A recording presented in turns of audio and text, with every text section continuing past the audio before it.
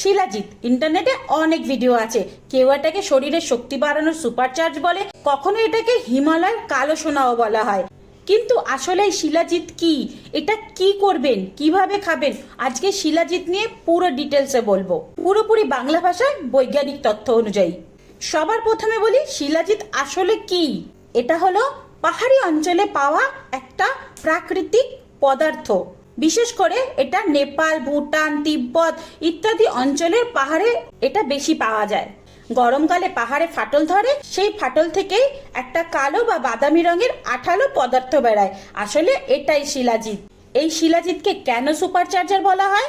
কারণ এর মধ্যে থাকে অনেক খনিজ পদার্থ, folic acid, humic acid, iron, zinc, magnesium, potassium, copper, আরো অনেক রকমের পদার্থ।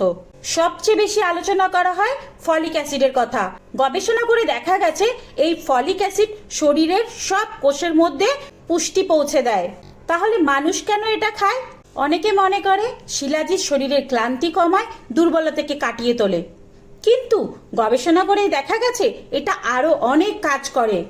এটা শরীরের ক্লান্তি কম করে, শরীরের শক্তি এবং স্টামিনাকে বাড়িয়ে তোলে। কিছু মানুষের ক্ষেত্রে টেস্টোস্টেরন লেভেলকেও বাড়িয়ে তোলে, মস্তিষ্কের কাজ এবং ফোকাসেও সাহায্য করে, এমনকি অ্যান্টি অক্সিজেন হিসাবেও কাজ করে।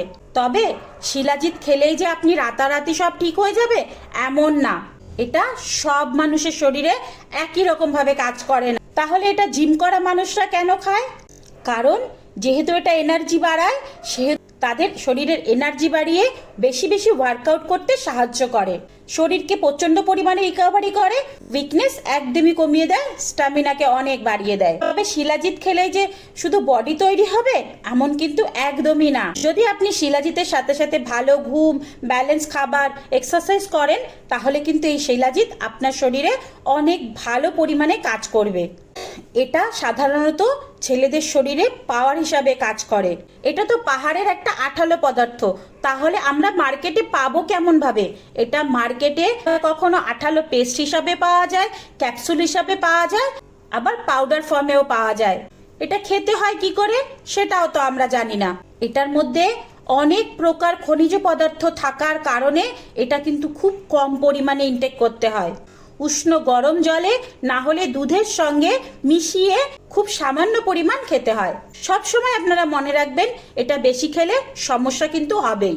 এটা অনেকে সকালে ওয়ার্কআউটের আগে খালি পেটে খায়, আবার কেউ রাতে ঘুমোতে যাওয়ার আগে উষ্ণ গরম দুধের সঙ্গে মিলিয়ে খায়। হ্যাঁ, এটা কিন্তু সেক্সুয়াল পাওয়ারকেও অনেক বাড়িয়ে তোলে, যেহেতু আপনার এনার্জি বাড়িয়ে তুলবে, ক্লান্তি কম করবে। এটা অ্যান্টি অক্সিজেন থাকার কারণে আপনার পার্টে ব্লাড ফ্লোকেও ইনক্রিজ করবে, এমনকি এটা আপনাদের শরীরে ইচ্ছা শক্তিকেও বাড়িয়ে তোলে। যেহেতু এটা মস্তিষ্কের পাওয়ার বাড়ায়, সেহেতু আপনাদের ইচ্ছা শক্তিও বেড়ে যাবে। আপনারা এটা শুধু উপকারের কথাই জানেন, কিন্তু অপকারের কথা কখনো জানেন না। বেশি খেলে এটা শরীরে অনেক অপকার করে।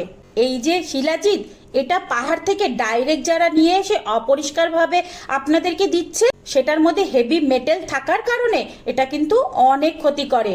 কিছু কিছু মানুষের ক্ষেত্রে দেখা গেছে এটা পেট খারাপ হয়, মাথা ঘোরায়, গা বমি বমি ভাব আসে, অ্যালার্জির সৃষ্টি হয়, হাই বিপির প্রবলেম দেখা দেয়, এমনকি শরীরে গরম বেশি লাগে, শরীরে অস্থির অস্থির ভাব লাগে।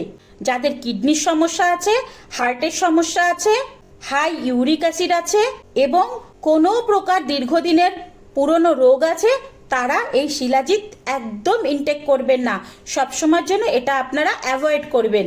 এছাড়াও ছোট বাচ্চারা খাবে না, গর্ভবতী মহিলারা খাবে না, গুরুতর কোনো অসুস্থ ব্যক্তিরাও কিন্তু এটা খাবে না।